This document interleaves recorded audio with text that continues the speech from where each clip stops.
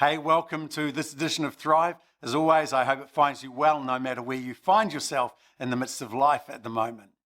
You know, one of the reasons that I enjoy doing this, one of the reasons that I'm actually passionate, I guess, about helping people find their voice, to help people become the best version of themselves that they can be, is because I believe that everybody has greatness in them.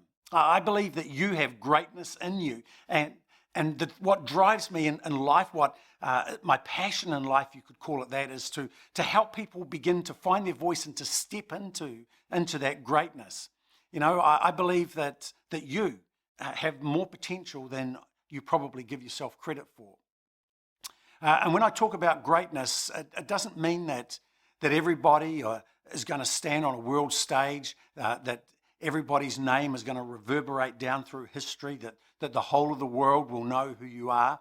But it does mean that you have that you possess the capacity, if I could use that term, to influence others in ways that is far greater than you often imagine or conceive. I think that you have the capacity to influence lives in ways that is going to truly make a difference, even if you yourself don't see it at the time. I think that you can make an impact in people's lives that will ripple far wider than you may realize. I think you have the capacity within yourself to do more and to be more than you perhaps give yourself credit for. And the reason I say that is that I think so often when we hear about greatness, when we talk about greatness, we operate with a definition that I'm not sure is the best definition. I think most of us, when we talk about greatness or we think of greatness, we think of people who have achieved great things. We think of sports people. We think of people who are at the pinnacle of their career. We think of people who have pulled off some amazing feats in life, things that you and I could not do, things that the majority of us could not do. And so we look at these people and we describe them as great. And at one level, I don't have a problem with that. In fact, I think we need people like that in our lives to inspire us and to cause us to dream and to ask ourselves what if and maybe. But I think there's a better definition of greatness. The definition of greatness that I personally work with stems from the person who's had the biggest influence on my life. The person who's had the biggest influence on my life defined greatness this way, that the greatest, to be great, is to actually serve. You know, and we see that again and again and again through Scripture, through the teaching of Jesus, who said that, you know, our greatness is defined by the way that we serve other people.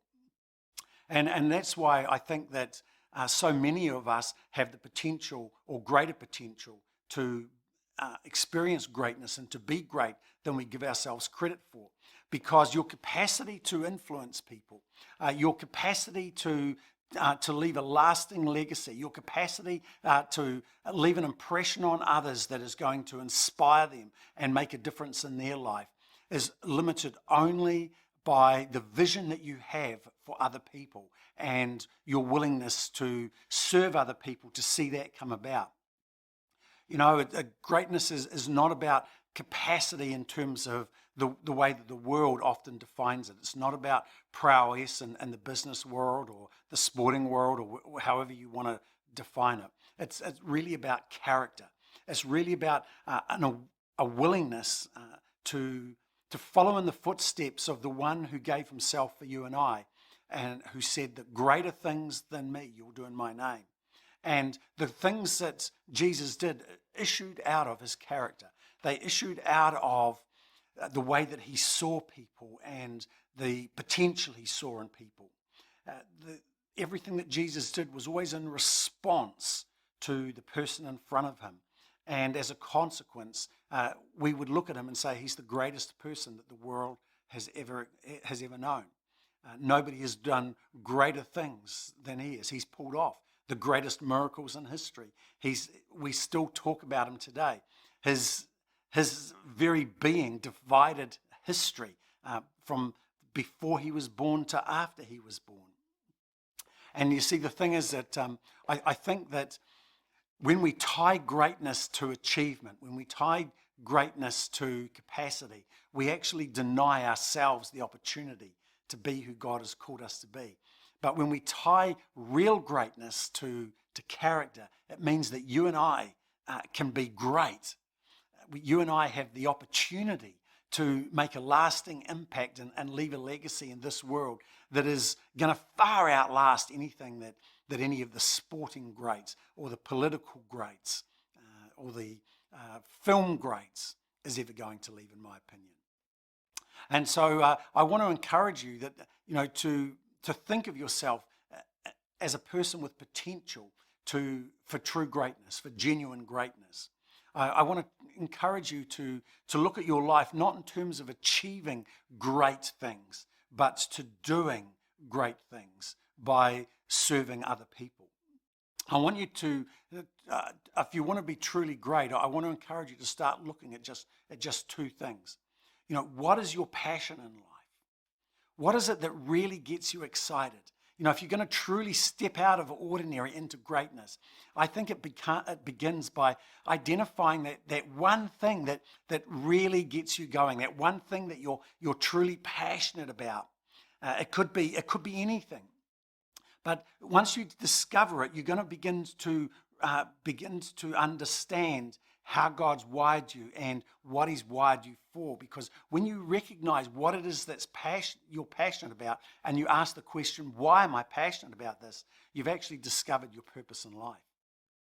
What I'm passionate about, my single biggest passion in life is helping people become the best version of themselves. It's helping people find their voice. I believe that you can't find it outside of a relationship with God. But I think you can find a bigger voice and be a better version of yourself without a relationship with God. But I think the best version of yourself will only ever be had in a right relationship with Jesus. And so what motivates me to engage with people, what motivates me to serve people, whether they be Christian or not, is this driving passion to see people take steps towards becoming everything that God created them to be, everything that God made them to be, to begin to live out of the fullness of the life that God has given them. And so that's why I begin by saying, if you want to truly be great, start with identifying what your passion is and why you're passionate about that, because then you're going to discover a purpose. You're going to discover something else about that that's may surprise you. What you're going to find is that the reason for your passion isn't going to be about things. It's going to be about other people. It's going to be about making a difference in people's lives in some way. I'm willing to bet that your passion will fall into one of several categories. It's about making people feel better about themselves. It's about bringing joy to people. It's about easing their sense of burden. It's about helping people step out of grief or out of that sense of limitation they find themselves in. Or your passion could be about helping people strive for excellence. It could be about helping people become more ethical in the marketplace. My experience is that when we start to recognize that true greatness is tied to character, when we start to identify our passions and the reasons why we're passionate about that, what I've always found is that it's inevitably about other people, and it's about helping them become more than they are. Why? Because that's how you and I are wired. Because we're made in the image of the Most High, and it was His passion to make a way for us to be all that God had called us to be, and He did that, of course, through the cross. That there's something in each and every one of us that when we're in a right relationship with God, it just catalyzes into something that puts other people before ourselves. And that's why Jesus' statement that if you want to be great, you must serve others, resonates with you as it resonates with me. And so once you've identified that passion and why, I want to encourage you then to say, so what do I need to do to stop? What do I need to stop doing in order to begin focusing on that? what do I need to stop doing in order to do more of what I'm passionate about? What do I need to change? What's getting in the way? What am I filling my routines and my life and my diary with that don't leave me enough room to live out of my passion? What changes do I need to make? Because if you can begin to take steps in that direction, then what's going to happen is you're going to move into greatness. You're going to move into making a difference, to making a lasting impact in other people's lives. The world may never know who you are, but heaven will. The world may never celebrate you, but other people will, because you are bringing greatness to bear in their life, and as a consequence, inspiring them, encouraging them, comforting them, whatever it is that your passion is. That's why I'm passionate, as I say, about helping people find their voice, because as people find their voice, as you find your voice, you start journeying to greatness, because, as I say, your voice isn't about you, it's about other people. And the more that people begin to serve, the greater they become, and the more that we begin to change the worlds around us. And so I want to encourage you to look at greatness not in terms of achievement, but in relation to character. To begin to think of greatness in terms of living out of the fullness of the life that God has given you.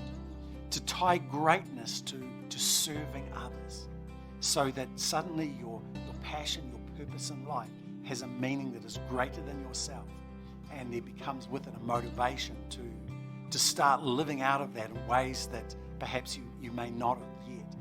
Because when you do, everything will change, and life will still be hard, there will still be the obstacles, but you will be closer to what God made you to be than you've ever been before. So that's my encouragement for you.